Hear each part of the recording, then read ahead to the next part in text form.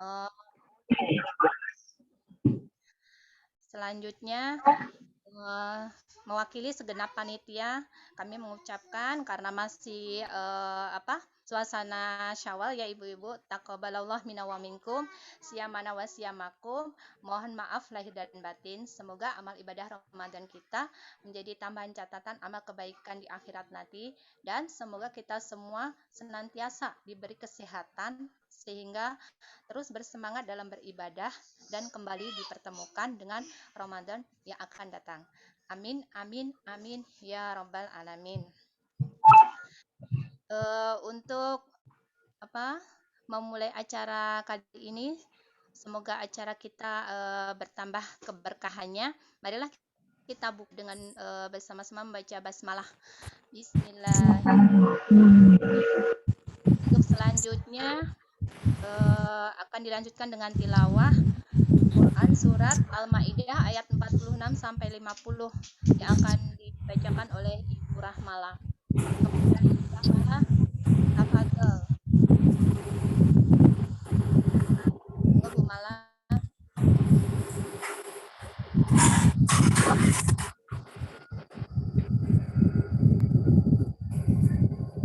أعوذ بالله من الشيطان الرجيم بسم الله الرحمن الرحيم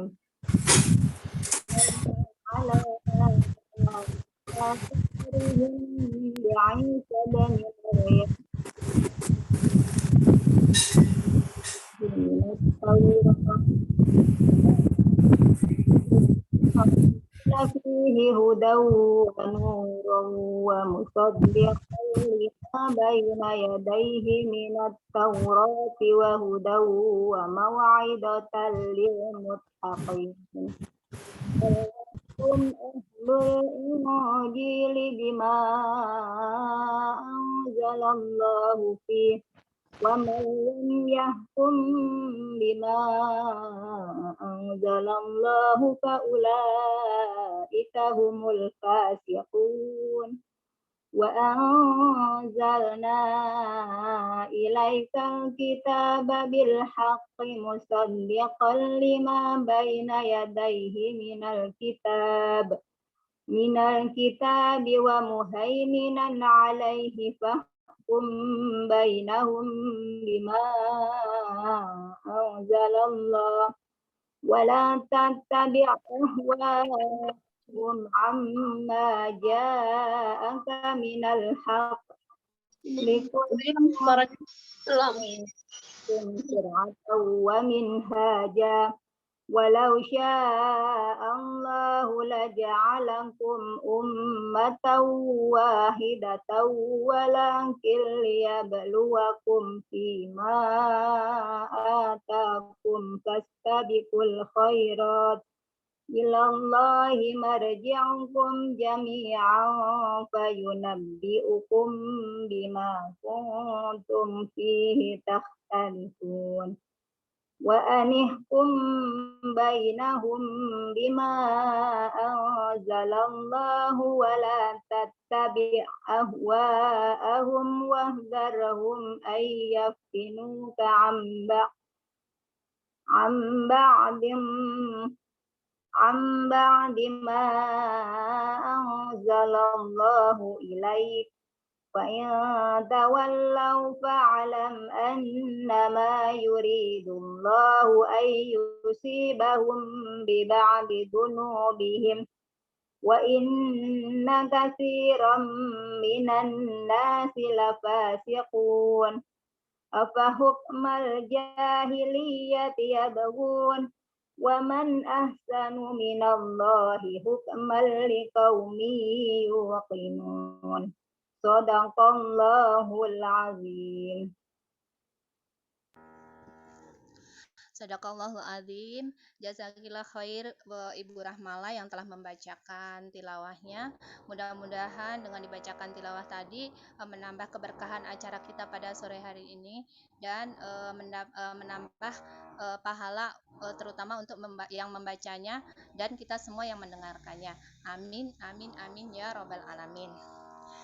Nah, kemudian selanjutnya Keluarga adalah bagian teramat penting dalam membangun bangunan peradaban sebuah bangsa. Ia adalah batu bata dalam bangunan negara. Ketahanan keluarga yang kokoh akan menghasilkan bangsa dan negara yang tangguh. Namun sebaliknya, ketahanan keluarga yang rapuh akan menyebabkan sebuah bangsa menjadi lemah. Dalam konteks membangun ketahanan nasional, maka ketahanan keluarga adalah fondasi menuju kuatnya ketahanan nasional. Oleh karena itu, BPKK atau Bidang Perempuan dan Ketahanan Keluarga dan SPKK atau Seksi Perempuan Ketahanan Keluarga PKS melalui kegiatan RKI atau Rumah Keluarga Indonesia berkomitmen untuk proaktif mewujudkan ketahanan keluarga Indonesia. Langsung saja, marilah kita simak sambutan dan sosialisasi program RKI bersama Ketua SPKK RKI Pagedangan, yaitu Ibu Tri Mulyani atau Umi Nina. Kepada beliau, tafadhol, dipersilahkan. Terima kasih Bu Latifah. Bismillahirrahmanirrahim. Assalamualaikum warahmatullahi wabarakatuh. Waalaikumsalam warahmatullahi wabarakatuh. Alhamdulillahirabbil alamin wassalatu wassalamu ala anbiya'i wal mursalin wa ala alihi washabihi ajmain amma ba'du. Alhamdulillah, segala puji bagi Allah senantiasa kita panjatkan atas begitu banyak karunia yang Allah berikan kepada kita, yang dengan karunia demi karunia yang Allah berikan hingga saat ini kita masih bisa berthalabul ilmi, bisa juga beribadah, dan mudah-mudahan apa yang kita lakukan menjadi bekal bagi kita kelak di yaumil hisab. Salam dan salawat senantiasa tercurah kepada qudwatun hasanah kita Rasulullah Shallallahu Alaihi Wasallam, juga kepada keluarga dan sahabat, dan mudah-mudahan kepada kita semua senantiasa istiqomah dalam berpegang teguh di atas sunnahnya. Alhamdulillah, ibu-ibu salihah semua, kesempatan pada sore hari ini Allah mengumpulkan kita dalam suatu pertemuan. Mudah-mudahan kita bisa saling memberi manfaat dan bisa diambil ilmu dari pertemuan yang kita lakukan pada hari ini. Sebelumnya saya ucapkan banyak terima kasih kepada Dr. Nuli yang sudah berkenan hadir dan nantinya akan sharing kepada kita bagaimana menjadi seorang, ya Allah, menjadi seorang ibu yang bisa mencetak dari rumah kita para ahlul Quran, para orang-orang yang nantinya akan bermanfaat tentunya untuk dirinya sendiri, untuk keluarga maupun juga kepada masyarakat yang lebih luas ya, karena semua berawal dari keluarga ya. Kadang kalau kita lihat kasus per kasus dari kenakalan remaja itu, kadang kita menyalahkan lingkungan gitu. Misalnya ada yang mengatakan, wah anak saya salah teman, wah anak saya salah lingkungan. Tapi kita lupa mengevaluasi apakah dari kita, dari keluarga kita itu sudah semuanya itu sudah menjadi sesuatu yang memang menjadikan anak-anak kita nyaman atau belum ya. Jadi memang kita dari DPC di PKS dan kita yang berada di sini adalah dari DPC Pagedangan hadir di acara ibu-ibu dengan membawa satu bagian dari PKS yaitu RKI, yaitu Rumah Keluarga Indonesia. Insya Allah kehadiran kami di antara ibu-ibu semua, kita akan saling memberi manfaat, akan saling memberi ilmu, dan juga akan saling tentunya dalam surat Al-Asr, wa tawassaw bil haq wa tawassaw bis sabr. Nasihat-menasihati dalam kebenaran, tolong menolong dalam kebaikan ya. Mudah-mudahan hadirnya RKI nanti ke depannya bisa menjadi salah satu sarana bagi kita semua untuk mengembangkan potensi-potensi yang ada di sekitar kita. Alhamdulillah, sekedar ini aja ya Bu, sekedar gambaran bagi ibu-ibu semua yang mungkin belum kenal dengan RKI. Jadi RKI itu adalah bagian dari PKS yang bergerak untuk saat ini lebih banyak kepada penanganan ibu-ibu dan juga anak. Jadi di RKI ada penyuluhan kesehatan, ada penyuluhan ekonomi, ada juga penyuluhan tentang psikolog. Jadi mudah-mudahan hadirnya kita akan bermanfaat, akan bisa diambil manfaat dan juga ilmunya. Dan alhamdulillah Dr. Nuli juga merupakan salah satu dari videonya nih. Videonya. Nah, ini mantap. Bukan nilai yang tahu. Pertanyaannya adalah Anda kenal dengan kita sudah punya call center atau kita sudah punya home base, itu bisa nanti kita menjadi wadah bagi ibu-ibu semua ketika ada konsultasi yang akan akan di-sharingkan kepada kita. Ya, jadi untuk saat ini kita bergerak pada keterampilan, penyuluhan, dan untuk daerah-daerah jangkauan kita alhamdulillah sudah 11 desa di Pagedangan. Ya, mudah-mudahan nanti ketika Ibu mendengar RKI itu udah nggak asing lagi Bu ya. Kalau RKI itu adalah Rumah Keluarga Indonesia, bagian dari PKS. Untuk ketua di Pagedangan itu, insya Allah saya diamanahi oleh struktur untuk menjadi ketua RKI atau SPKK Pagedangan. Mungkin itu aja Bu ya, sosialisasi sedikit dari saya supaya nanti udah nggak asing lagi kalau suatu saat mendengar RKI atau SPKK. Demikian, semoga acara nanti bisa diikuti dan akan membawa manfaat untuk kita semua. Wabillahi taufiq wal hidayah. Assalamualaikum warahmatullahi wabarakatuh. Waalaikumsalam warahmatullahi wabarakatuh. Jazakillah khair Umi Nina atas sambutannya dan penjelasannya tentang RKI. Jadi kita semua sudah tahu ya ibu-ibu apa itu RKI, Rumah Keluarga Indonesia. Isinya apa aja sih? Banyak kegiatan tentang pelatihan. Pokoknya intinya itu tentang bagaimana tahanan keluarga di di masyarakat itu menjadi kuat. Jadi salah satunya kita dari PKS ada kegiatannya adalah dengan wadahnya RKI atau Rumah Keluarga Indonesia. Terus kemudian kita ke sebelum ke acara selanjutnya mohon untuk selama nanti materi disampaikan ibu-ibu bisa memute speakernya supaya lebih fokus ya. Nanti Dr. Nuli menyampaikan materi yang selanjutnya dan dimohon untuk tetap tidak meninggalkan Zoom karena nanti di akhir acara kita akan ada door prize dan challenge untuk ibu-ibu peserta semuanya.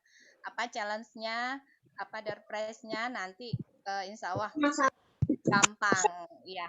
Tunggu ya Bu ya. Jangan keluar, jangan live dulu sebelum acara selesai sampai doa penutup. Nah, kita sapa dulu. Assalamualaikum Dr. Nuli. Waalaikumsalam warahmatullahi wabarakatuh. Apa kabar nih semua? Alhamdulillah sehat. Dr. Nuli sehat juga ya. Alhamdulillah sehat. Alhamdulillah. Sekarang sebelum beliau menyampaikan materi, alangkah baiknya saya bacakan biodata beliau dulu. Nama Dr. Nuli Juwariah Mahmulia, spesialis penyakit dalam, konsultan ginjal hipertensi. Ya, Dok. Kemudian tempat tanggal lahir Jakarta 24 September 1973. Nama suami Arifuddin Mukhtar SE. Terus anak ada 5 orang, 2 laki-laki dan 3 perempuan. Domisili beliau adalah di Perum Permata Medang, Blok A1, I nomor 22, Medang, Kecamatan Pagedangan, Kabupaten Tangerang. Kemudian pendidikan terakhir adalah subspesialis ginjal hipertensi, ilmu penyakit dalam FKUI. Pekerjaan beliau adalah nefrologis. Kemudian aktivitasnya adalah praktek di Rumah Sakit Aji Darmo Rangkas Bitung, Lebak, Banten. Kemudian di Rumah Sakit Umum Medika BSD Tangsel dan Rumah Sakit Mitra Keluarga Gading Serpong Tangerang. Masya Allah, beliau kegiatannya begitu padat dan luar biasa sekali ya dilihat dari biodata beliau. Tentunya di balik seorang ibu yang hebat, akan lahir anak-anak yang hebat pula. Salah satunya apa yang akan kita saksikan adalah sharing kisah inspiratif Fathia, yaitu salah seorang putri beliau yang sudah almarhumah. Yang ini Fathia ini adalah seorang gadis belia, mahasiswi FKUI yang cantik, cerdas, dan divonis kanker ganas. Tapi penyakit tersebut tidak menyurutkan semangatnya untuk menghafalkan Al-Quran. Nah, bagaimana kisah hidup Fathia di akhir hayatnya, di tengah semangatnya melawan kanker, bisa menyelesaikan hafalan 30 juz Al-Quran. Masya Allah. Yuk, kita simak kisah inspiratif Fathia dalam semangatnya menyelesaikan hafalan 30 juz hingga akhirnya dipanggil oleh pemiliknya, yang akan diceritakan langsung oleh Ibunda Fathia, yaitu Dr. Nuli Juwariah Mahmulia, SPPD KGH, yang sudah banyak kita ketahui. Beliau, Dr. Nuli Juwariah Mahmulia, SPPD KGH, adalah sosok wanita yang hebat, yang selalu setia memberi semangat dan mendampingi hari-hari yang penuh kesan bersama almarhumah Fathia. Dan bagaimana beliau bisa tegar dikala sang pemilik harus mengambil titipan yang sangat berharga ini. Langsung saja ya ibu-ibu, mari kita kita simak sama-sama sharing kisah inspiratif dari almarhumah Fathia. Mudah-mudahan bisa menjadi motivasi buat kita semua, terutama dalam menghafal Al-Quran. Kepada Dr. Nuli, waktu selanjutnya dipersilahkan, Dok. Ya. Tafadhol. Ya, terima kasih. Apakah suaranya sudah terdengar, Ibu? Sudah, Dok, jelas. Jelas ya? Oke. Alhamdulillah ya. Baik, Assalamualaikum warahmatullahi wabarakatuh. Waalaikumsalam. Apa kabar nih? Semangat Ibu ya. Bismillah ya, kita ketemu lagi di Halal Bihalal RKI Pagedangan. Semoga kita senantiasa mempunyai kekuatan persaudaraan ya sama muslimah di Pagedangan ini melalui RKI PKS ya. Baik, tanpa berpanjang-panjang, mungkin saya sedikit nambahin tadi yang Ibu Latifah, terima kasih sudah sampaikan di kurikulum vitae saya. Selain tadi yang sudah dijelaskan, saya sudah praktek di 3 rumah sakit. Kalau ada yang mau datang silahkan ya. Yang terdekat di Rumah Sakit Mitra Keluarga Gading Serpong.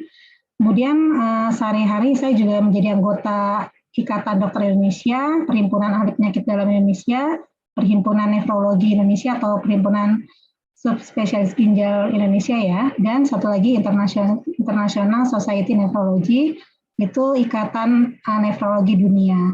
Dan kemudian saya juga alhamdulillah, ya sebetulnya bukan alhamdulillah sih ya, innalillahi ya sebetulnya ya. Mungkin Ibu bisa bantu saya nih jadi Ketua Bidang Kajian Perempuan Anak dan Keluarga BPKK DPU Banten baru tahun ini, dan juga di dekat rumah menjadi Ketua Majelis Taklim Sahadatun Nisa Permata Medang, musola di Permata Medang. Baik Ibu, nanti kapan-kapan gantian saya mendengarkan kurikulum kita Ibu semua ya di sini ya. Nah, maksud tujuan saya di sini bukan bermaksud untuk pamer ya Bu ya, nauzubillah, tapi ingin sharing supaya pelajaran hidup Fathia ini menjadi semacam ibroh ya buat kita sebagai ibu ya, dan juga mungkin bisa memberikan masukan buat adik-adik remaja kita sehingga nantinya mempunyai semangat juang dalam hidup kita gitu ya, menjadi orang-orang yang selalu mujahadah dan bertakwa kepada Allah tentunya. Nah Ibu, ini saya udah share screen-nya, udah kelihatan ya? Udah kelihatan kan Bu ya? Sudah Bu. Udah ya, baik. Jadi di buku biografi Fathia ini mungkin bisa kelihatan dari foto saya ya. Nanti kalau ada yang mau berminat tinggal hubungi saya. Di buku ini sebetulnya idenya gini, banyak deh teman-teman saya, kemudian saudara itu selalu kaget kan kalau dengar Fathia meninggal gitu ya, kok masih muda udah dipanggil gitu. Terus dia selalu nanya kenapa, bagaimana, kan jadi saya satu-satu capek juga ya nerangin satu-satu gitu. Akhirnya gimana kalau kita buat buku aja gitu, jadi setiap orang nggak saya ulang-ulang lagi, tapi nantinya bisa membaca dan ada juga karya-karya beliau yang bisa dibaca oleh semua gitu. Jadi karena banyak yang tanya-tanya, japri-japri, udah deh kita buat buku aja, semoga bisa bermanfaat. Nah ini sedikit tentang di buku pertama, di halaman-halaman beliau pertama ya. Ini tulisan Fathia sendiri. Assalamualaikum, aku Fathia. Apa kabar sahabat? Semoga selalu dalam keadaan sehat walafiat. Dan semoga pertemuan kita kali ini diiringi oleh ridha Allah dan rahmat Allah. Sahabat, pernah nggak merasa berada di titik yang paling rendah? Depresi, stres, cemas, putus asa ya. Aku pernah dengan menyadari aku bukan siapa-siapa, hanya perempuan biasa dan dari mana aku yakin akan mendapatkan kekuatan. Nah, di saat itulah aku berpikir, kenapa sih Islam ada ya? Dan juga tentang kenapa aku harus dituntut untuk menjadi lebih baik, tidak boleh marah, tidak boleh egois gitu, dan sebagainya. Dan alhamdulillah dengan kembali belajar menjadi seorang muslim, bersifat dan bagaimana bersikap, aku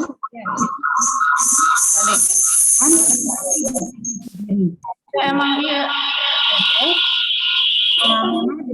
Dengan Islamlah semua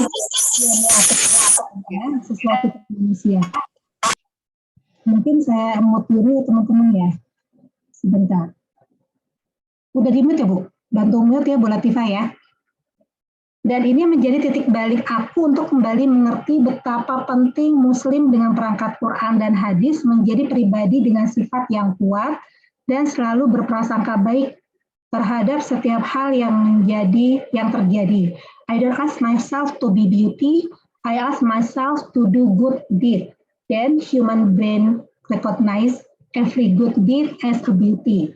Nah jadi intinya dalam buku ini adalah gini Bu, awal-awalnya kan Fathia depresi ya ketika mendengar ada ada kanker di usia 16 tahun ya. Nah, kemudian dia mulai lagi tuh menata hidup dia, kemudian dia belajar Islam lagi, kemudian dia menata lagi gitu ya, sehingga dia mempunyai kekuatan gitu dengan Islam, dia mempunyai kekuatan lagi gitu untuk menapaki kehidupan dia yang penuh ujian dan cobaan gitu ya Bu ya.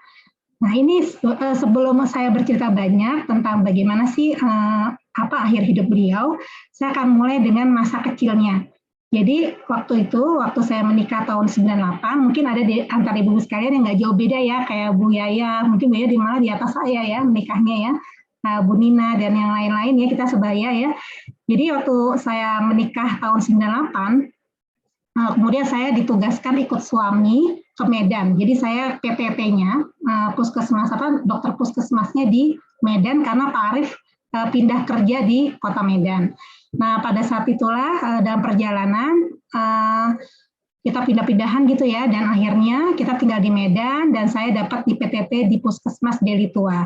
Nah kemudian tidak lama dari itu lahirlah Fathia tanggal 25 Juni tahun 99.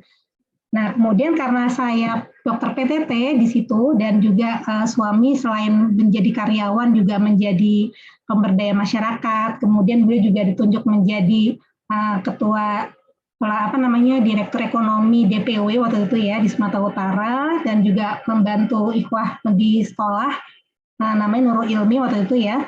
Akhirnya banyak banget kegiatan-kegiatan kita. Ya, kedua profesi tersebut membuat Fathia jadi lebih banyak terjun ke masyarakat sejak bayi. Jadi bayangin ya waktu dulu ada PKS atau dulu PK ya, Partai Keadilan waktu awal-awal, kita kan promosi PK, kemudian ikut pemilu itu kan banyak baksos ya. Jadi waktu Fathia bayi itu aja udah digendong-gendong sama ahwat-ahwat untuk jagain karena saya harus pelayanan gitu ya, pemeriksaan darah, tensi, konsultasi, penyuluhan. Jadi dia udah kayak anak-anak, mungkin kayak ibu-ibu sekarang nih yang masih anak-anaknya masih kecil-kecil kayak gitulah ya, banyak dititipin ummahat ya atau remaja-remajanya, sehingga dari kecil sudah terbiasa untuk suasana-suasana yang terjun ke masyarakat. Nah kalau saya lagi PTT, dia lebih banyak sama abiknya, sehingga kalau ada rapat-rapat PK dia ikut rapat gitu. Kebayang ya Bu ya, jadi 3 tahun pertama dia umur 1 sampai 3 tahun dia banyak kenal dengan teman-teman kita gitu, dengan jamaah ya, dengan PK gitu ya. Kemudian saya juga membuat MERSI, Medical Emergency Rescue Committee di Sumatera Utara ya. Jadi cabang, Ibu pernah dengar MERSI nggak? Yang dia membuat rumah sakit Gaza di Rumah Sakit Indonesia di Gaza kan ada komunitas MERSI ya. Itu juga Masya Allah dari dulu sudah banyak berperan ya untuk pengungsi Aceh dan sebagainya. Nah ketika saat itu banyak pengungsi Aceh di Medan, Nah, kemudian Pak Arief ditunjuk menjadi Ketua Mersi Sumatera Utara, kita juga jadi banyak bakti sosial juga gitu. Nah, kemudian kita lihat dari kecil itu emang kami berdua kan nggak punya apa-apa ya dari nol gitu ya, benar-benar dari nol, nggak ada apa-apa, benar-benar merangkak ya, jadi biasalah pasangan sederhana. Dan kami pun mendidik Fatia menjadi pribadi yang sederhana, nggak ada tuh yang namanya branded, kemudian yang heboh-heboh gitu, nggak ya, jauh banget gitu. Nah, jadi kita memang mendidik anak-anak itu pengennya senang berbagi ya, senang gimana cara bermanfaat untuk orang lain, kemudian gimana menyenangkan hati orang-orang di sekitarnya gitu. Jadi kita lebih prioritasnya ke situ gitu. Nah, harapan saya dulu waktu kami menikah ya, kemudian juga orang-orang tua di sekitar kita juga pastinya, yaitu harapannya kalau kita punya anak, jadilah anak yang ulil albab, kalau bisa hafiz, alhamdulillah bagus banget gitu ya. Dan kemudian saya kepengen banget punya anak juga dokter, ngikutin saya juga sih pengennya gitu, kalau bisa, tapi kan nggak masa ya. Atau menjadi seorang profesional, tapi nggak cuma sekedar hafal Quran, tapi pengen juga punya adab, punya akhlak, menjadi orang yang anak yang bertakwa gitu ya. Nah, itu udah dari waktu mahasiswa kedokteran saya udah berandai-andai, aduh kalau seandainya anak saya begini gitu. Dan pernah kejadian ibu-ibu ya, ini Masya Allah deh, memang yang namanya doa itu ya nggak secara alam sadar, secara nggak sadar itu ternyata harapan dan impian itu Masya Allah gitu, Allah dekatkan ya. Pernah waktu saya kuliah tingkat 4, saya itu pernah ikutan sama Mbak Nurul, istrinya Pak Muzamil ya, itu ikutan pesantren Kilat Putri di Ciputat ya. Namanya itu pesantren Zamrud, mungkin ada yang masih ingat ya, tahun-tahun 96-95 gitu ya. Nah, saya ikut pesantren Putri, dibimbing cuma sehari aja sih, daurah sehari. Nah, waktu itu saya ketemu sama mahasiswi, dulu namanya apa ya, Bu, yang di depan masjidnya, di depan UIN itu kan ada ya, Institut Quran Indonesia kalau nggak salah ya, IKI. Nah, itu ada seorang mahasiswi cantik, putih gitu ya, terus dia lagi menghafal Quran, suaranya merdu. Nah, pernah waktu itu saya bilang, aduh saya ini tuh susah banget nih waktu masih kedokteran untuk hafal Quran, tuh waktu itu susah banget ya, kerasa banget masih banyak godaan dan hambatan. Nah, saya pernah berandai-andai bagaimana ya kalau seandainya saya tuh punya anak kayak dia gitu, kayaknya enak banget ya punya anak yang hafal Quran, terus baik gitu dan sebagainya. Itu benar-benar waktu mahasiswa tuh punya pemikiran kayak gitu ya. Nah makanya akhirnya ke bawah waktu nikah sama Pak Arief, gimana kalau kita punya program begini begitu gitu, dengan kita komitmenkan dari awal supaya nanti punya kurikulum yang bisa menjadi harapannya tercapai gitu ya. Nah, jadi waktu SD kami kan dulu kami dulu tinggalnya kan di Bekasi, di Jati Asih, dekat dekat apa tuh namanya? Ibu-ibu pernah tahu Ustadz yang baru meninggal tuh siapa, Bu Yaya? Yang dulu Bu Yaya sekolah di sana tuh, sekolah yang di Jati Asih itu yang terkenal ya? Yapit. Ya betul, sekolah Yapit. Nah, jadi dulu Fatia itu sekolahnya di Ikro waktu itu, karena kami pernah tinggal sama orang tua saya di Pondok Gede ya, di Pondok Gede, jadi masih nebeng. Nah, kemudian kita menabung pindah ke Yapit dekat situ. Nah, jadilah Fatia tetap di sana, tapi Ridho masuk Yapit gitu ya. Nah, kemudian kita waktu saya lulus penyakit dalam, kan saya mulai cari-cari lowongan itu ya, lowongan apa namanya itu rumah sakit gitu. Kok nggak ada yang terima saya nih di Bekasi, penuh semua, ini gimana gitu ya. Jadi akhirnya saya cari-cari, ternyata di Banten tuh masih banyak yang kosong penyakit dalamnya. Nah akhirnya karena ada Rumah Sakit Aji Darmo butuh seorang internis, seorang penyakit dalam, ya semuanya ada yang mengundurkan diri, PNS cepat pensiun, dan ada yang hamil, terpaksa dia memohon pada saya, direkturnya, untuk cepat-cepat masuk. Nah, jadi saya tahun 2009 mulailah bekerja di Rumah Sakit Aji Darmo Lebak. Nah, bayangkan ibu-ibu dari Bekasi ke Lebak itu kan jauh banget ya, 3 provinsi gitu ya, Jawa Barat, Jakarta, Banten. Akhirnya saya memilih pindah. Udah deh pindah aja, Bismillah, ke Tangerang. Jadi kita hijrah pertama kali itu ke situ ya, ke Tangerang ya. Nah, kemudian akhirnya karena pindah ke Tangerang, jadilah Fatia itu pindah ke Alfitian ya, SMP-nya. Jadi saat SMP Fatia pindah ke Alfitian, Ridho kelas 4 pindah ke Alfitian. Nah, jadi waktu kecil, Fatia itu sosok yang ceria, semangat ya. Nah, karena saya punya pemikiran ingin menjadikan anak saya penghafal Quran, saya mulai meleskan dia di LTQ Ikro. Kan ada LTQ ya, kayak itu yang punya itu saya lupa namanya Ustazah ya, itu punya sampai sekarang masih berkembang LPK Iqra itu, dan kemudian alhamdulillah Fatih itu seminggu 2 kali les dan sudah hafal 2 juz waktu lulus SD gitu ya. Nah waktu kecil ternyata dia emang senang banget nulis di buku-buku diary-nya, dia walaupun bosan apa tuh dia selalu tulis gitu. Nah itu banyak banget buku-bukunya sampai 1 lemari ada kali ya, karena setiap hari ditulis gitu, rajin banget ya. Bahkan sampai boring pun hari ini boring banget, udah gitu doang gitu ya, tapi tetap ditulis. Nah waktu kecil dia suka banget jalan-jalan ke toko buku Gunung Agung, Gramedia, dan banyak beli buku-buku misalnya KPK ya, seperti itu. Lalu SMP, karena pindahnya waktu SMP, jadi pindahlah dia ke Tangerang. Dulu waktu kecil Fatia itu nggak terlalu berambisi menjadi juara kelas, jadi biasa-biasa aja gitu, walaupun lulus ya lumayan lah, tapi nggak terlalu ambisius banget dalam pelajaran ya, masih biasa-biasa aja. Nah ketika dia pindah ke Alfitian, itu saya bersyukur banget ya Ibu ya, di Alfitian itu bagus ya, sekolahnya ada sistem pembinaan, mentoring ya, jadi Fatia itu dibantu menata masa depan, gimana sih Islam, gimana kita harus beribadah, itu saya terbantu sekali, karena kan saya nggak mungkin lagi praktek sambil 24 jam ngawasin anak, memberikan pendidikan kepada anak kan susah ya. Jadi saya juga minta tolong kepada sekolah, kepada guru-guru untuk membantu pembinaan juga gitu di sekolah.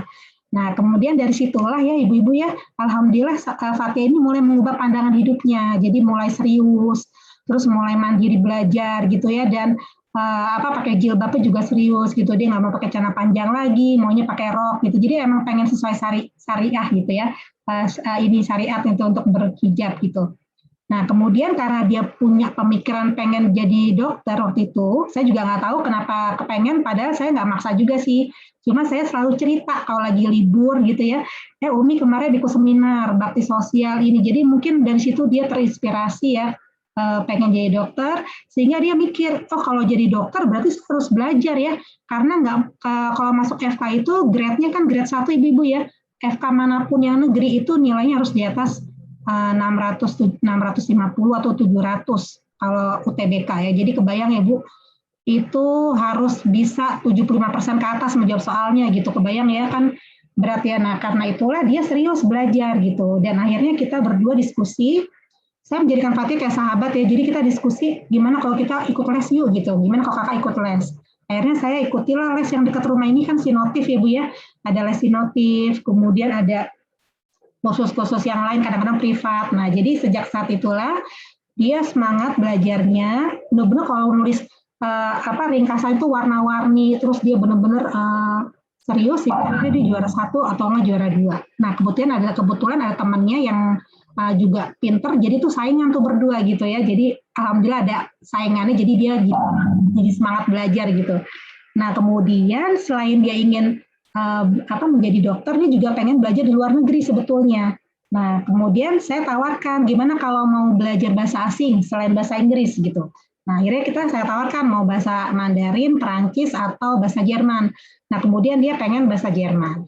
Ya, akhirnya kita leskan di itu ya Bu ya, di dekat ITC Teras Kota itu ada lembaga Jerman Center di situ, dan kemudian dia pengen banget bercita-cita sekolah di kedokteran di Heidelberg Jerman gitu. Dia kebayang banget tuh, padahal masih SMP kelas 2 ibu-ibu, tapi dia udah pengen punya cita panjang gitu ya, jadi emang agak dewasa dibandingkan usianya.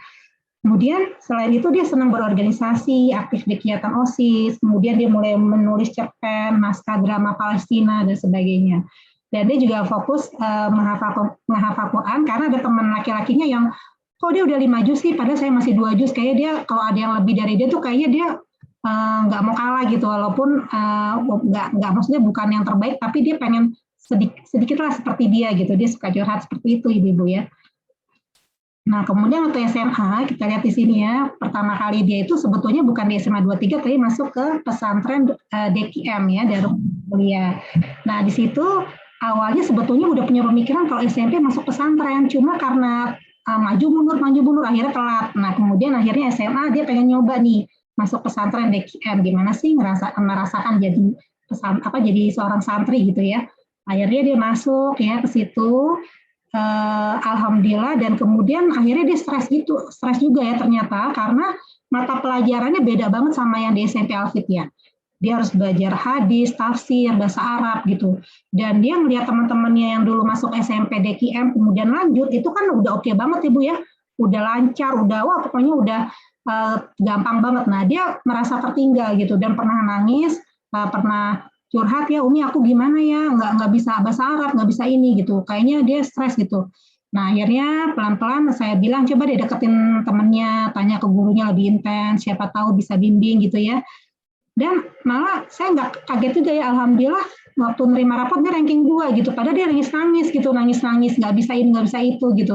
Tapi nggak taunya bisa ngejar juga gitu. Itulah Fathia itu orangnya tuh kadang-kadang di balik hatinya tuh ada niat ingin belajar gitu, walaupun awalnya nggak bisa misalnya seperti itu. Orangnya gigih gitu kalau menurut saya Bu ya.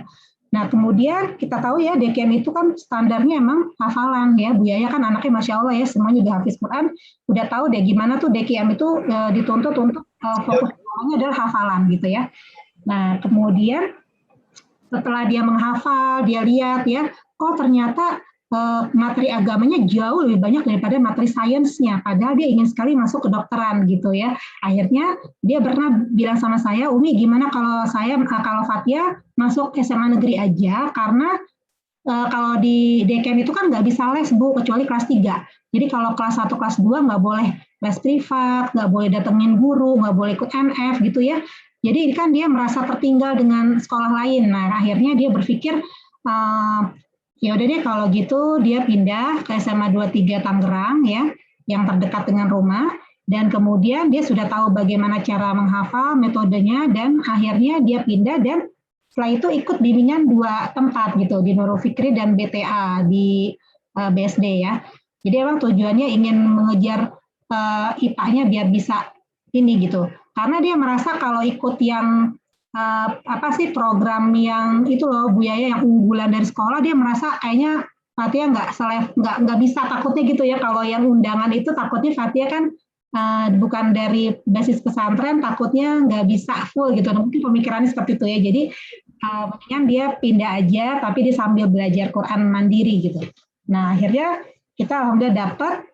Terus dulu waktu sebelum sakit dia memang udah bercita-cita ingin menjadi dokter spesialis penyakit dalam yang subnya konsultan hematologi onkologi medik. Jadi ini adalah jurusan darah, kanker gitu ya Bu, sub jurusannya gitu ya. Dan mulai fokus untuk mencapai cita-cita. Dia senang banget tuh lihat-lihat sel-sel darah merah, lihat ini, lihat itu. Jadi kepengennya ke situ gitu. Padahal saya udah maksa-maksa, udah masuk ginjal aja kayak saya ya, tapi dia nggak mau. Jadi dia pengennya ini misalnya ya. Oke, kemudian dia akhirnya ikutlah ya kegiatan-kegiatan sekolah ya. Kemudian tetap ikut program hafalan Quran kalau liburan gitu. Jadi kalau misalnya dia liburan, dia selalu bagi 2 Bu. Misalnya 2 minggu, yaitu dia bagi 2, seminggu untuk traveling atau jalan-jalan, seminggu mondok di rumah Quran. Dia selalu membagi 2 itu. Nah jadi waktu SMA pun dia sangat menerapkan kejujuran, dia nggak pernah nyontek ya. Kalau misalnya temennya minta contekan, itu dia nggak mau gitu. Malah dia nawarin mendingan saya ngajarin kalian aja, ngajarin fisika, kimia, matematik daripada masih contekan gitu ya. Sampai akhirnya teman-temannya paham deh kalau dia tuh nggak bisa dikerja sama kalau lagi satu ujian.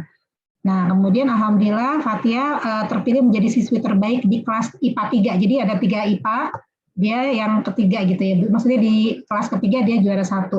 Walaupun terseok-seok sambil kemoterapi, nanti akan saya jelaskan di slide berikutnya. Nah kemudian ada saatnya dia cerita pengen deh jadi hafizoh, karena ternyata Fathia itu waktu SD di Iqra itu banyak teman-temannya yang jalur dari pesantren. Jadi mungkin ada teman-temannya yang sudah jadi hafiz Quran duluan gitu ya, ada yang sudah 15 juz. Jadi dia panas kan, waduh teman-teman saya udah banyak yang udah jadi hafiz nih gitu. Nah jadi dia termotivasi juga gitu ya. Nah kemudian akhirnya dia mulailah cari-cari informasi ke teman-temannya. Ada namanya ini Bu, bagus deh, Yayasan Karantina Tahfiz Al-Quran. Nah ini boleh mondok saat liburan, misalnya pada saat Ramadan, pada saat sekolah libur, atau saat-saat apa gitu ya, boleh 1 minggu, 2 minggu, 1 bulan itu boleh. Nah kemudian mondok benar-benar fokus untuk hafalan. Akhirnya dia ikutlah ke sana ya, waktu itu tahun 2016. Jadi dia sudah mulai menjalankan program hafalan di saat-saat liburan. Nah kemudian kita lihat di sini ya, kalau kita lihat berikutnya ya, pernah waktu karantina di bulan Ramadan, itu kan perdana dia kemoterapi Bu ya. Nah itu sebetulnya dia harus kemo tuh, tapi karena sudah daftar menjadi peserta Ramadan 1 bulan, dia tetap nggak mau gitu. Pokoknya Fathia mau ke sana. Waktu itu di Kuningan Cibulan Bu tempatnya. Kebayang nggak Bu, kemo 5 hari. Itu di tengah-tengah di minggu kedua ini program Hafizo ini Bu. Nah jadi kebayang ya, jadi akhirnya dia ke sana seminggu, lalu balik lagi ke RSCM 5 hari kemo, lalu balik lagi ke pesantren gitu. Padahal kan mungkin waktu kemo itu ada efek samping mual, muntah atau apa ya, tapi dia nggak bisa insya Allah gitu. Jadi dia benar-benar gigi gitu, nggak mau mundur. Padahal kita udahlah Kak, nggak usah, nanti kamu gimana kalau efek samping kemo, terus nanti lemes gitu ya. Nah dia malah tetap gitu, malah memohon pada dokternya untuk tetap mengikuti karantina ya sesuai dengan jadwal. Nah kemudian alhamdulillah Bu, jadi waktu itu dia ikut 2 kali program ini ya, pertama di bulan Juni, waktu bulan Ramadan 2016, dan waktu itu nggak sampai 1 full, dia cuma sampai 17 juz aja baru selesainya. Kemudian dilanjutin lagi di akhir Desember 2016, dan pada tanggal 1 Januari dia diwisuda telah menyetor 30 juz. Nah, jadi benar-benar ya waktu itu dia pada saat dia ini Bu, wisuda ini emang sudah kanker ya, sudah kanker. Dan sudah dalam perawatan kemoterapi. Nah ini yang tadi Bu Latifah bilang ya di flyer ya, jika kau ingin melihat bagaimana dirimu mengarungi kehidupan, perhatikanlah hubunganmu dengan Al-Quran, karena Al-Quran adalah cerminan hidupmu. Jika hatimu bersih, yakinlah Al-Quran akan siap menerimamu bersamanya. Ini banyak kutipan-kutipan Fathia yang dimasukkan ke dalam buku biografinya. Nah ini ya, misalnya di sini Fathia bilang, Hafizah itu hanya sekedar gelar. Jika tidak diikuti dengan akhlak Qur'ani yang baik, bahkan hanya sekedar status, jika tidak diikuti dengan perjuangan mencapai istiqomah, ya itu kayaknya sia-sia gitu. Jadi dia bilang semua bergantung kepada akhlak dan usahanya, karena tanpa akhlak semuanya percuma sia-sia. Jadi memang dari dulu kita udah meyakinkan Kak jangan sombong dengan menjadi hafiz, karena itu cuma status, yang penting adalah bagaimana aplikasinya, akhlaknya itu yang penting dari seorang hafiz Quran. Nah waktu itu dia kan suka ini ya posting-posting di IG, anak sekarang ya Bu ya, IG gitu ya, Facebook. Nah ini dia bilang nih, alhamdulillah nggak kebayang gimana rasanya kalau Sweet 17 birthday-nya Hafizul Quran. Walaupun nggak ada kue ulang tahun atau balon, aku yakin rasanya pasti jauh lebih bahagia. Kita mendekatkan diri sedekat-dekatnya dengan ayat Allah, lalu menghafalnya dengan tuntas di hari di mana kita harus jadi lebih dewasa dari sebelumnya.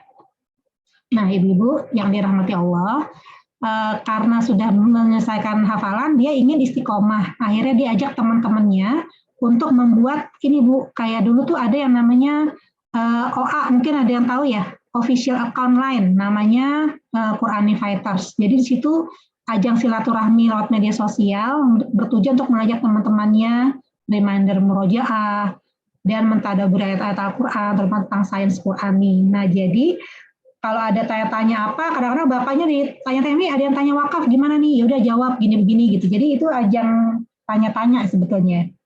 Nah kemudian pernah juga menjadi panitia namanya Camp Quran atau Darul Quran di daerah ini. Purwakarta ya, dekat-dekat situ, itu biasanya yang ngadain tuh Husnul Khotimah ya, sekolah Husnul ya, itu di Kuningan. Jadi Fathia kenal juga sama teman-teman yang di luar sekolah, dia menjadi panitia. Kemudian setelah UTBK, akhirnya Fathia masuk FKUIN. Memang ini bukan pilihan pertama, tapi dia bersyukur karena masuk negeri ya. Jadi kita nggak repot-repot cari yang swasta, kan mahal Bu ya, FK swasta. Jadi alhamdulillah juga diterima gitu. Nah, kemudian kalau kata teman-temannya, dia itu adalah sosok yang semangat dalam belajar, mengerjakan tugas dengan sungguh-sungguh, walaupun ada kalanya mengikuti program kemoterapi. Dia juga rajin aktif ikut di DEMA atau Dewan Eksekutif Mahasiswa, Medical Researcher, dan LDK, Lembaga Dakwah Kampus UIN.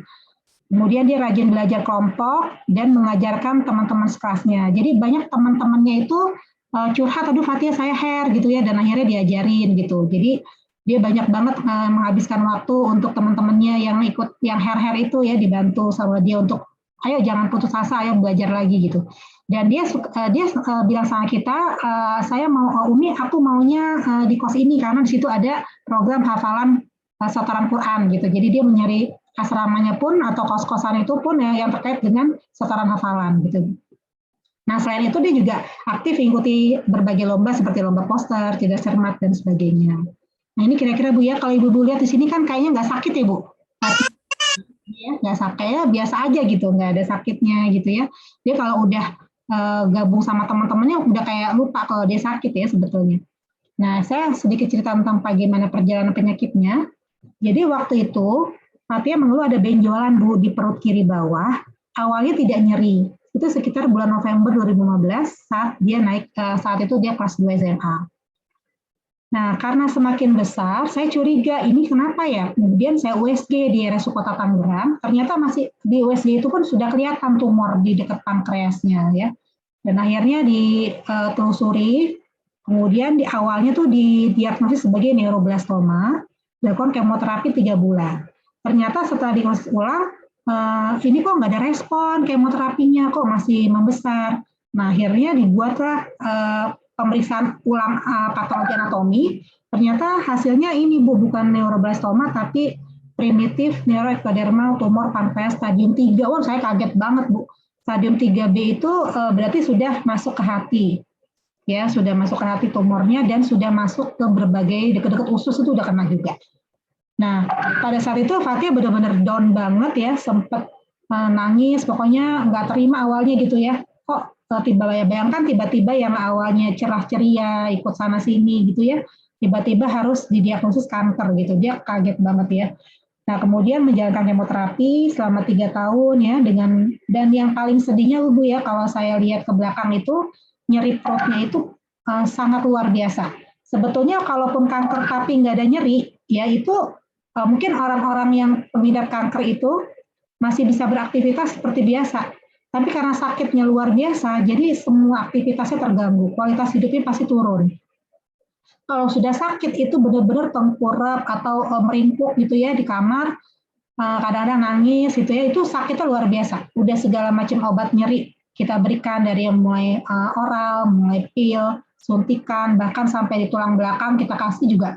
Itu kadang-kadang nggak mempan juga gitu. Nah makanya pada saat itulah yang paling down itu Fatia di saat nyerinya itu. Jadi dia merasa kalau nyeri itu kayak dia nggak bisa ngapa-ngapain gitu ya. Padahal dia punya banyak sekali keinginan, pengen ini, pengen itu. Jadi kalau ibu lihat di bukunya Fatia itu, dia punya banyak sekali aktivitas yang dia ingin raih gitu sebetulnya. Banyak deh.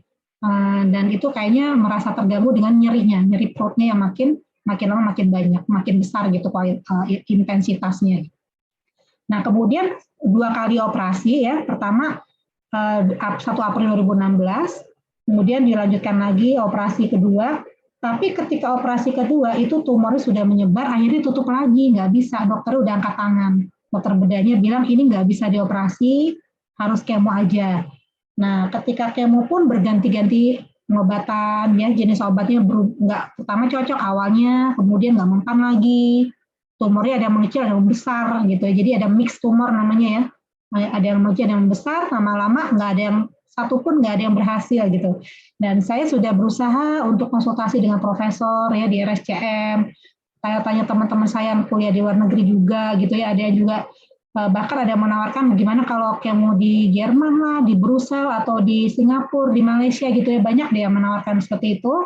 Tapi Fatianya nggak mau, dia maunya di Indonesia aja karena dia ingin kuliahnya tuh jangan terlalu tertinggal gitu, kalau bisa cuma cuti sebentar, nanti lanjutin lagi gitu. Dan kalaupun kemo tuh Fatia merasa kayaknya merugi banget untuk meninggalkan bangku sekolah tuh, dari SMA tuh dia merasa rugi banget gitu kalau misalnya Kak ini program kemo udah ada di kertas gitu ya, ini tanggal segini, kadang-kadang tiap 3 minggu Bu kemo ya, ada yang 3 hari, ada yang 5 hari, itu dia kadang-kadang suka sedih gitu, ya meninggalkan kuliah lagi deh, meninggalkan sekolah deh gitu. Ya udah Kak, nggak apa-apa, ini kan ikhtiar kita. Kadang-kadang dia kalau lagi kemo tuh bawa laptop lah, bawa buku, jadi dia pengen terus tanya-tanya WA teman-temannya, tadi belajar apa gitu. Jadi tetap dia berusaha untuk ngimbangin gimana caranya nggak tertinggal jauh dari mata pelajaran yang diajarkan. Nah, ibu-ibu sekalian, itulah ya takdir Allah ya.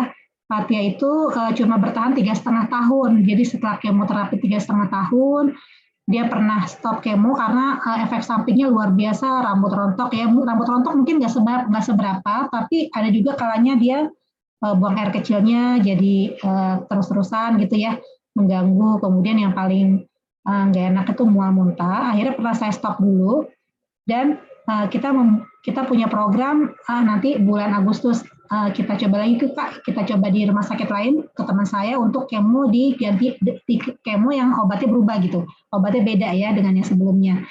Nah tapi ya Allah ya, Masya Allah ketika sudah kita mau pindah kemo di rumah sakit Gading Pluit pada saat itu kondisinya makin drop. Jadi sudah ternyata setelah di USG jantung sudah menyebar di jantung gitu dan pompanya juga kurang bagus.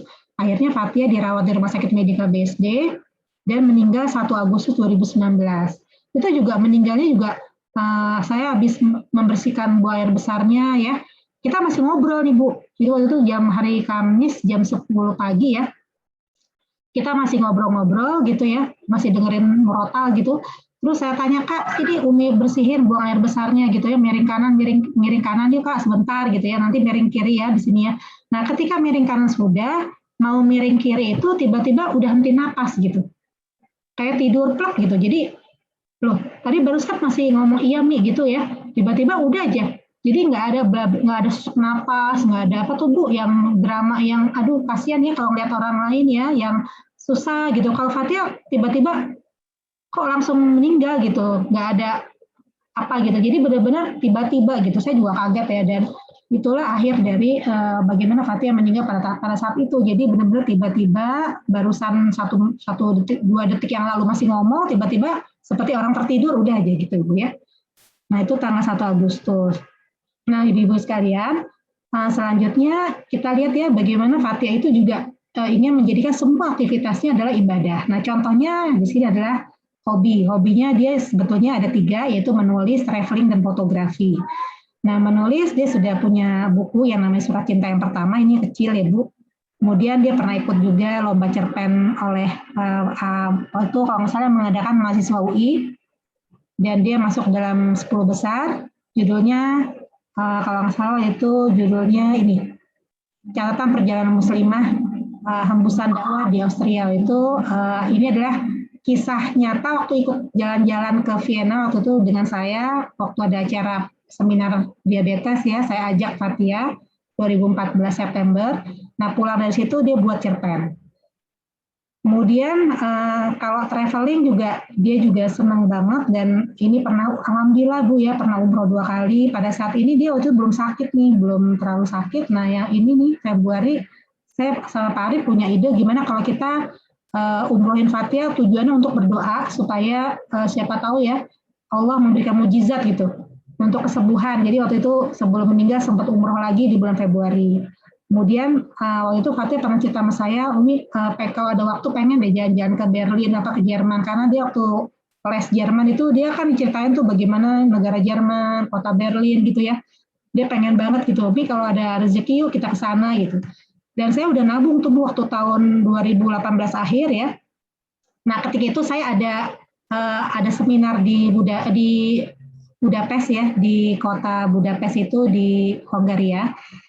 Nah saya ajak anak-anak saya, Fatia, Ridho, dan Vida, juga dengan 2 orang kakak saya ingin membahagiakan Fatia, karena saya feeling nih kayaknya kalau lihat dari penyakitnya udah nggak lama lagi gitu.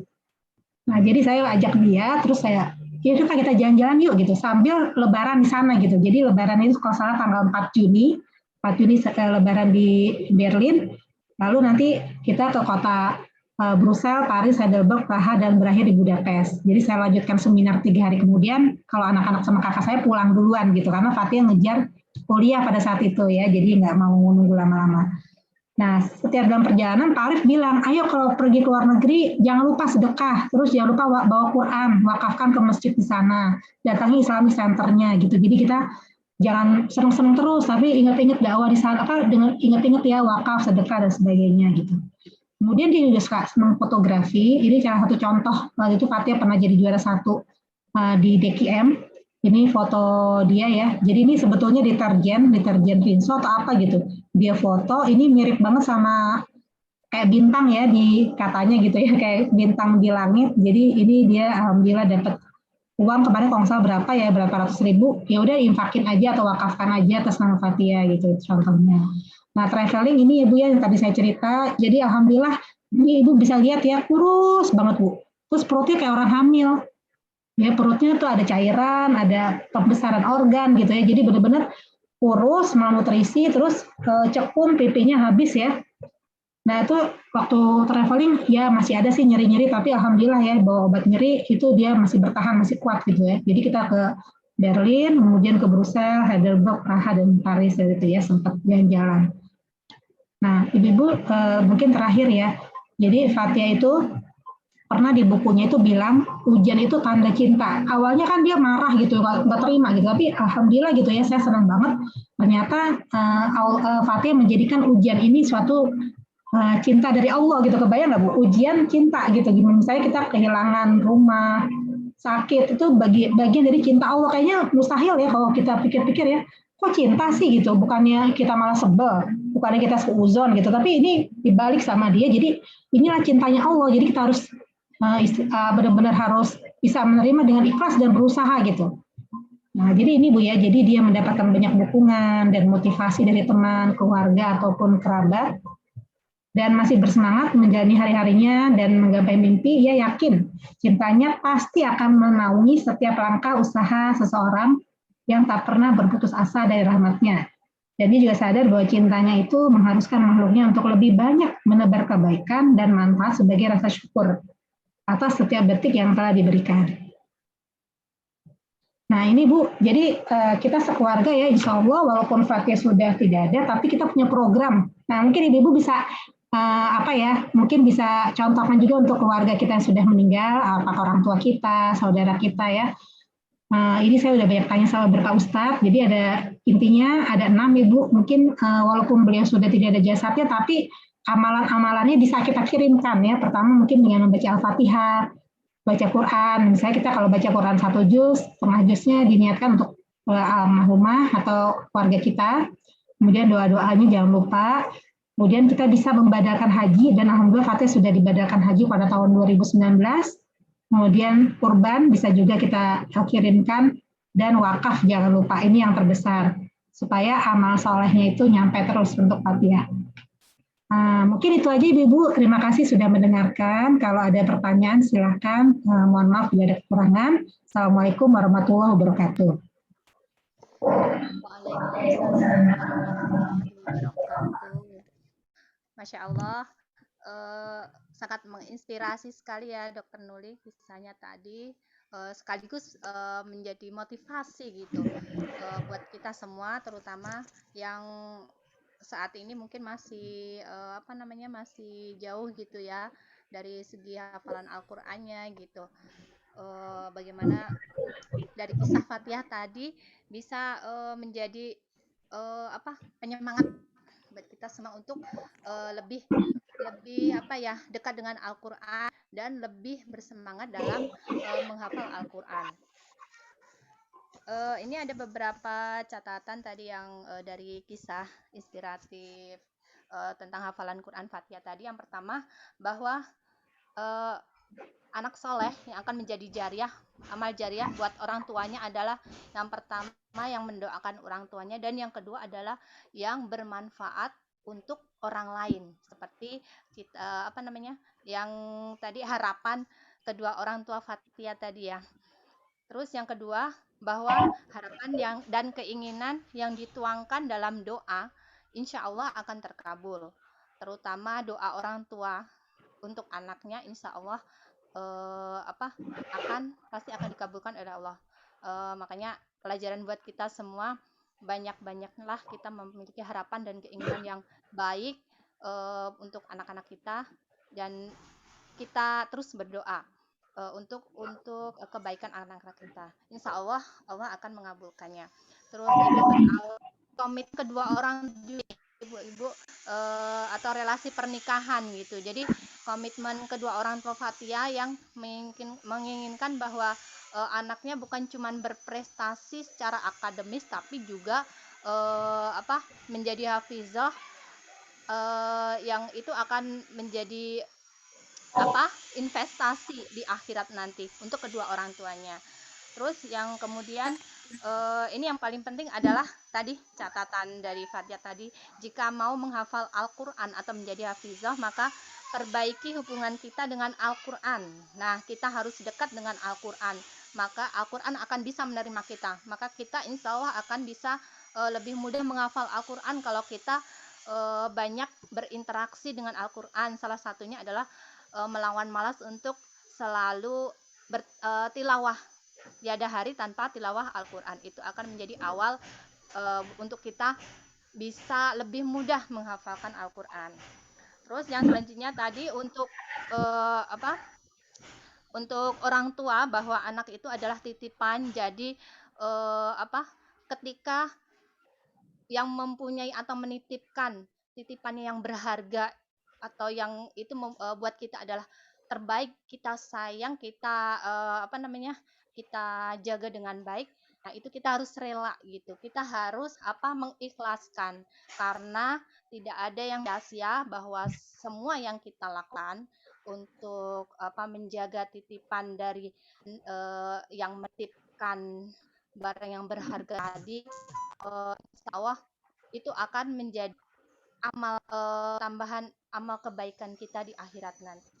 Terus kemudian bahwa ujian itu adalah tanda cinta gitu. Jadi kita harus lebih bisa menyikapi bahwa apapun yang diberikan oleh Allah, ujian, karena Allah itu menguji di titik kelemahan kita gitu. Setiap titik kelemahan kita, kenapa Allah selalu menguji di situ? Nah, itu adalah tanda cinta dengan Allah menguji kita. Kita akan lebih banyak mengingat Allah, akan lebih banyak dekat dengan Allah. Nah, itu mudah-mudahan bisa menjadi motivasi kita juga ya ibu-ibu untuk menyikapi sebuah ujian. Dan yang perlu kita kita contoh juga yang tadi adalah amalan untuk almarhum. Nah, ternyata bahwa orang yang sudah meninggal itu bisa kita jaga, kita kirimkan gitu ya, kirimkan pahala untuk almarhum itu dengan melakukan yang tadi, seperti membacakan Al-Quran, diniatkan untuk almarhum atau almarhumah, membacakan Al-Fatihah, melakukan berkurban, terus wakaf, dan mendoakan, dan banyak yang lainnya kita niatkan untuk almarhum atau almarhumah. Itu dilakukan oleh keluarga terdekatnya, insya Allah akan sampai. Terus kemudian ternyata yang dimaksud panjang umur itu ketika jasad sudah meninggal, tapi namanya dan kebaikannya terus disebut-sebut gitu ya. Sampai detik ini pun ya, Fathia ternyata masih terus hidup gitu di di hati kita. Dan hidupnya itu atau nama yang kita sebut itu yang baik gitu. Yang kita ingat-ingat itu segala sesuatu yang baik gitu, kebaikan tentang Fathia tadi. Ini juga bisa menjadi motivasi buat kita semua ya ibu-ibu. Jazakillah khair, Bu Dokter Nuli, sharingnya benar-benar sangat bermanfaat. Silakan ibu-ibu yang mau bertanya, silakan bisa langsung di unmute atau bisa menuliskan di chat room. Silakan bagi yang mau bertanya. Atau mau sharing nambahin juga boleh Bu. Sini ada umi-umi senior nih. Ada Bu Yaya, Bu Lela. Ya,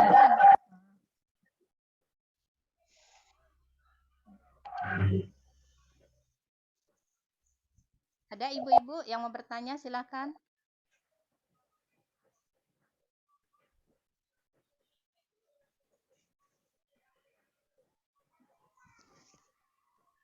Ada Bu?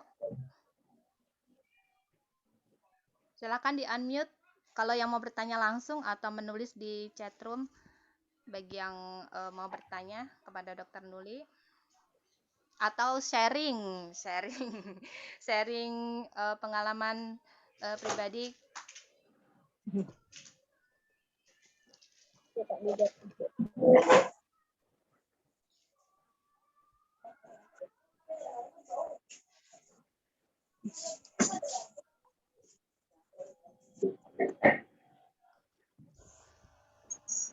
Silakan.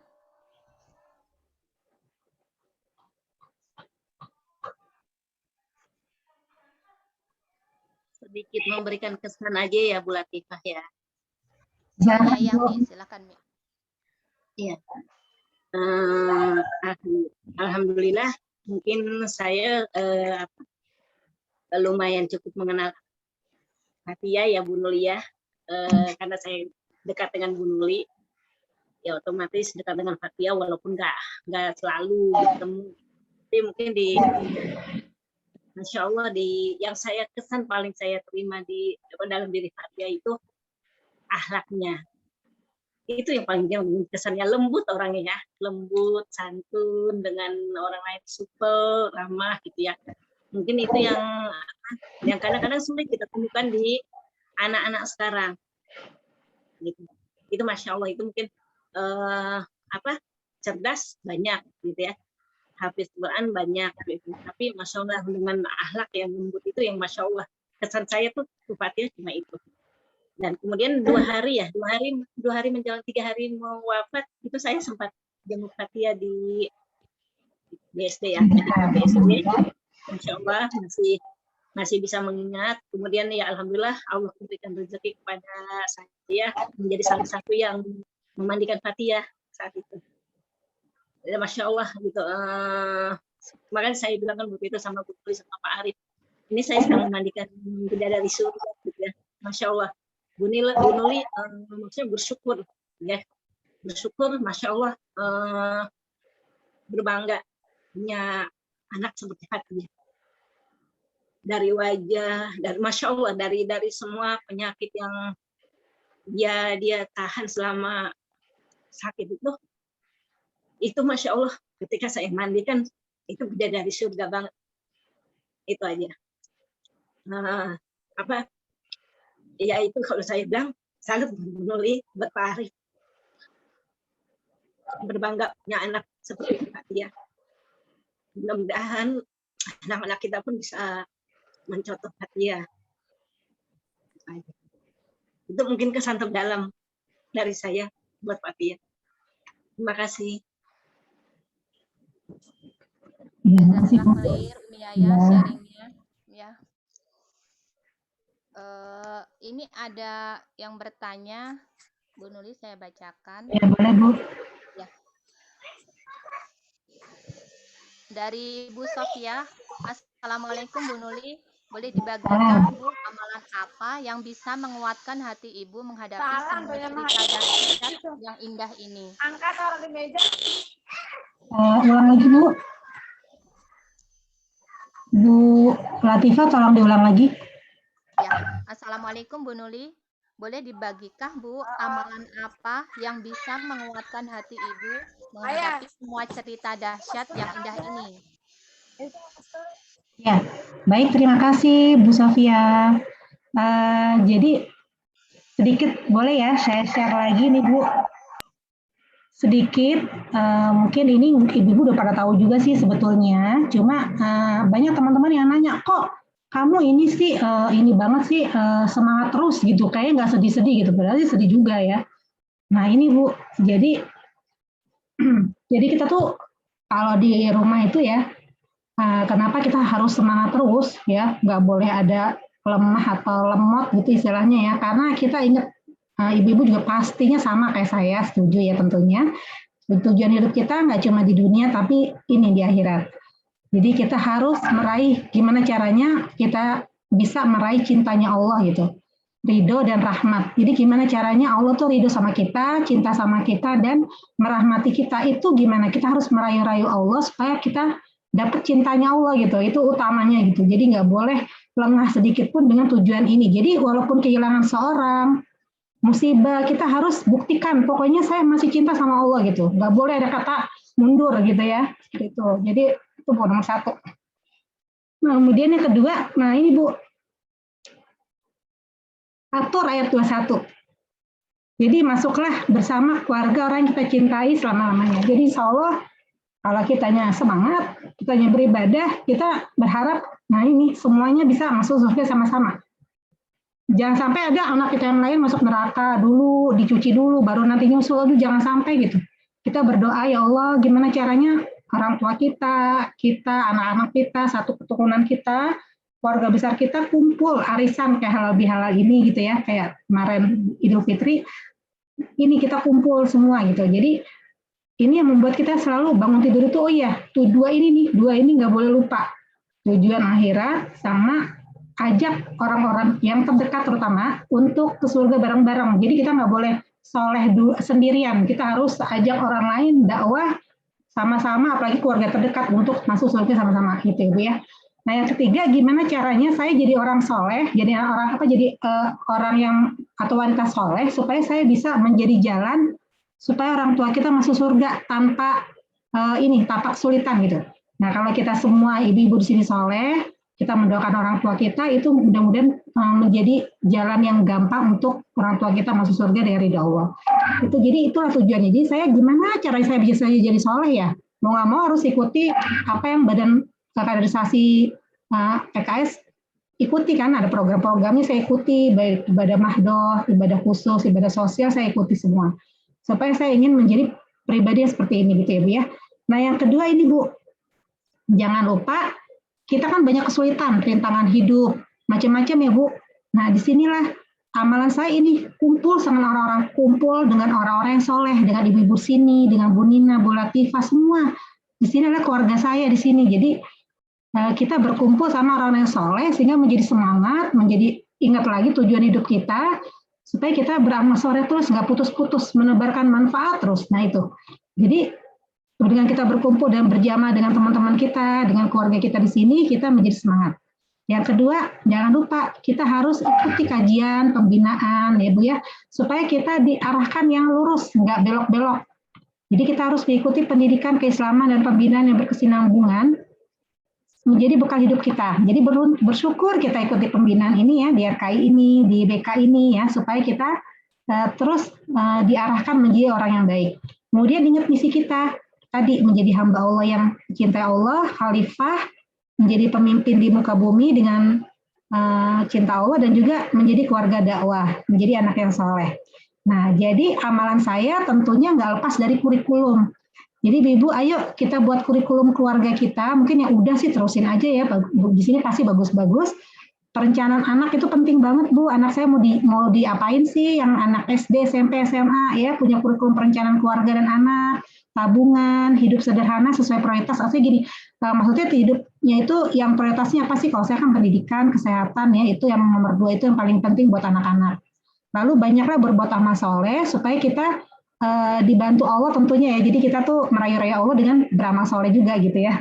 Kemudian jangan lupa berwakaf, zakat, dan seterusnya. Nah jangan lupa Bu, persiapan kematian kita sendiri. Kita juga harus menyediakan program buat kita nih. Apakah kita sudah mempunyai wakaf, tabungan gitu ya, sudah segala macam ya. Supaya kita nanti kalau meninggal tuh jangan lupa buat surat wasiat. Itu juga penting ya. Supaya nanti nggak ada macam-macam ya.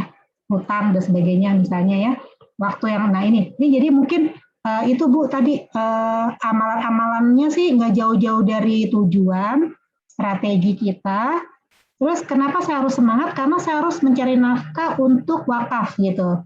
Saya walaupun gaji saya nggak seberapa, gimana caranya tiap bulan saya harus berwakaf ke rumah Quran, ke pesantren, buat keluarga dan buat Fatia tentunya gitu. Jadi saya harus semangat nyari uang, nyari nafkah juga, semangat ibadah juga supaya nanti program-program kebaikan-kebaikan itu terus kita jalankan. Butuh itu ya tentunya butuh dana ya pastinya gitu. Mungkin itu Bu Latifah kira-kira. Nanti mungkin siap yang mau share, yang mau PowerPoint nanti japri aja, nanti bisa saya share ya Bu kalau ada yang mau PowerPoint-nya. Oh ya, baik. Jazakallah khair Bu Nuli atas jawabannya, atas sharingnya, sangat bermanfaat sekali dan memotivasi, terutama buat saya sendiri ya Bu. Baik, ada lagi yang mau bertanya Ibu-ibu? atau sharing?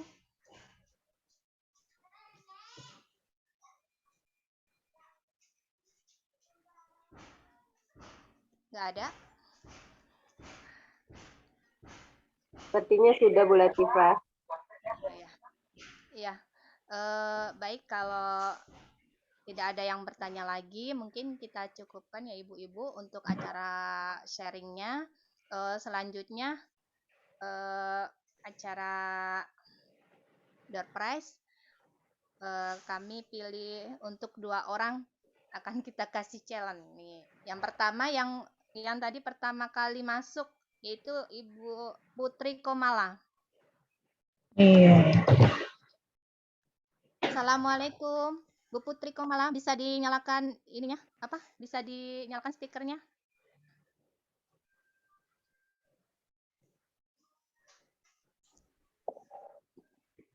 Warahmatullahi wabarakatuh. Ya. Waalaikumsalam. Alhamdulillah. Barakallah ya Bu Putri Komala mendapatkan door prize dari SPK KRKI Pagedangan. Sebelumnya kita ada challenge. Silakan pilih salah satu untuk Ibu Putri Komala, yaitu yang pertama Pancasila atau lagu Indonesia Raya. Pancasila aja. Pancasila, baik.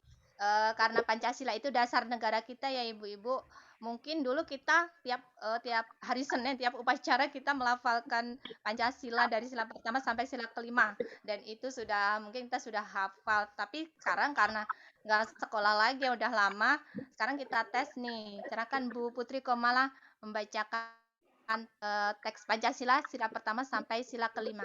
Silakan.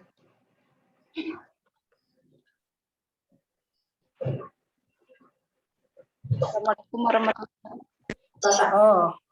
Oh, you are coming. Bu emang gitu. Kok nah? Kaji Bu. Oh, Ibu ya keluar mah. Masih keluar kan? Bentar. Silakan Bu Putri Komala. Membacakan teks Pancasila. Pancasila. Ya. Kanan. Dua kemanusiaan yang beradab. Tiga, Pancasila bagi seluruh rakyat Indonesia. Maaf, ulang.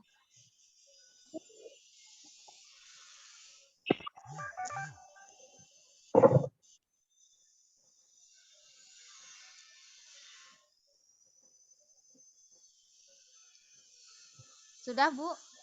Saya kurang jelas suaranya.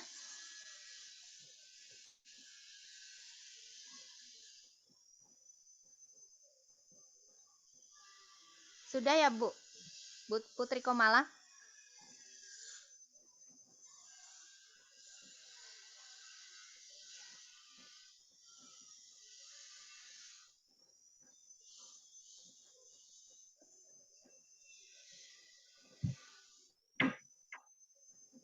Bu Putri Komala sudah tadi membacakan teks Pancasila? Karena di saya suaranya kurang jelas.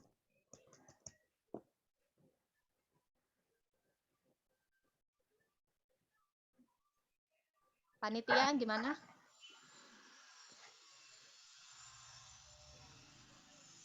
Mungkin sudah kali Bu Latifah, karena memang suaranya agak keresekan kali ya. Oh iya. Baik, alhamdulillah. Barakallah Bu Putri Komala mendapatkan door prize dari SPK KRKI Pagedangan. Untuk selanjutnya tadi yang bertanya yaitu Ibu Sofia. Assalamualaikum. Waalaikumsalam, Bu Latifah. Iya. Assalamualaikum, Bu Nurli, semuanya. Waalaikumsalam. Kenal. Ya, Bu.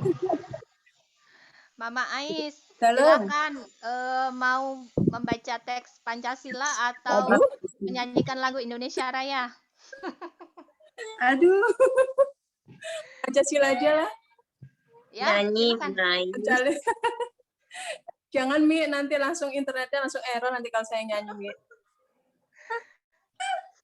Monggo Mama Ais ya. Pancasila, 1, ketuhanan yang Maha Esa, 2, kemanusiaan yang adil dan beradab, 3, persatuan Indonesia, 4, kerakyatan yang dipimpin oleh hikmat, permusyawaratan, perwakilan, yang kelima, keadilan sosial bagi seluruh rakyat Indonesia. Yang keempat bisa diulang Salah, Mama Ais. Yang keempat. Oh iya, yang 4 kayak salah ya? Dan yang dipimpin oleh hikmat, permusyawaratan, dan perwakilan. Kebijaksanaan. Ya. Ya.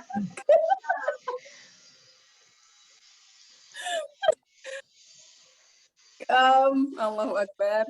Kerakyatan yang dipimpin oleh hikmat, kebijaksanaan,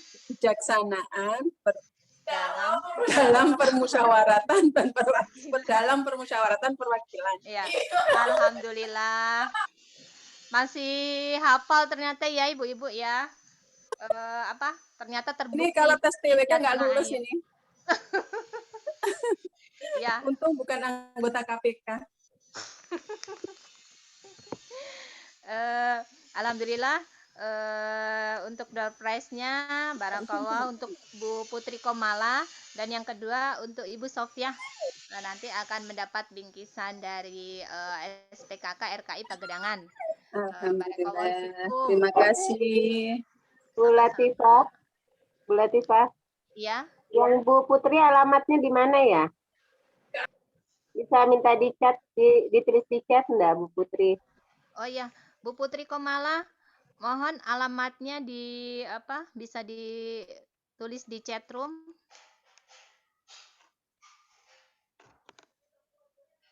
Untuk pengiriman bingkisan door prize-nya.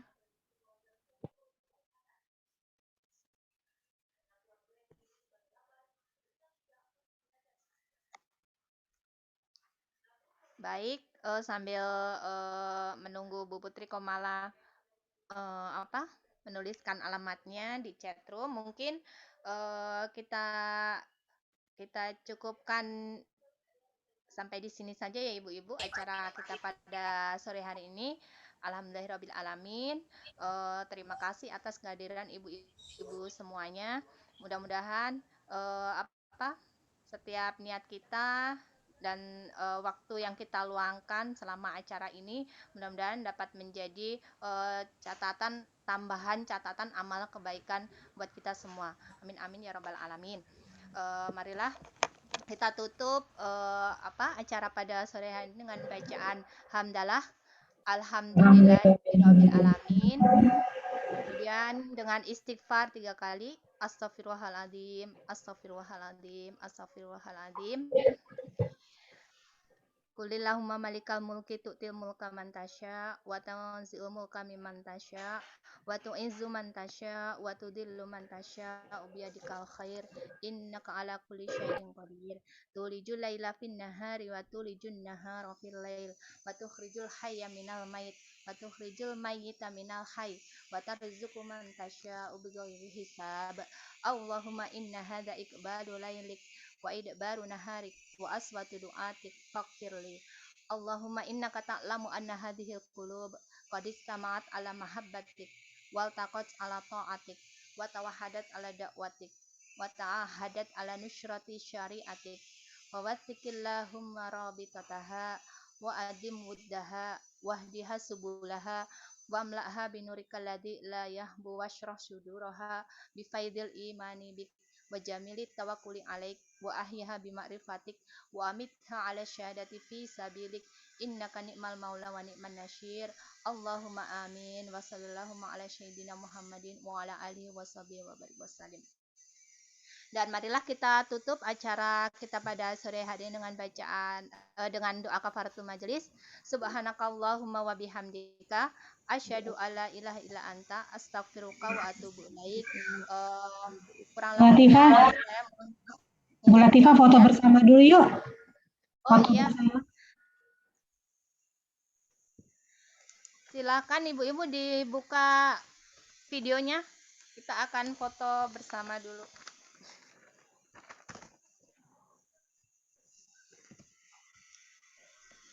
Ya, senyum ya semuanya. Udah Bu Nining. Siapa lagi yang belum? Bu Retno, Bu Reni,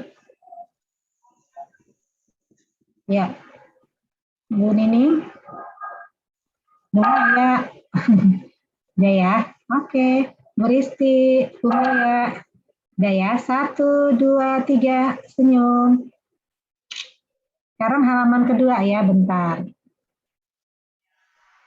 Oke, Bu Eni, Bu Dinda, Bu Kurnia, Bu Leni, siap-siap.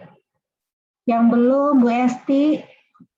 Nah, ayo. Siap ya? 1, 2, 3. Oke deh. Makasih udah di fotonya. Ya, alhamdulillah.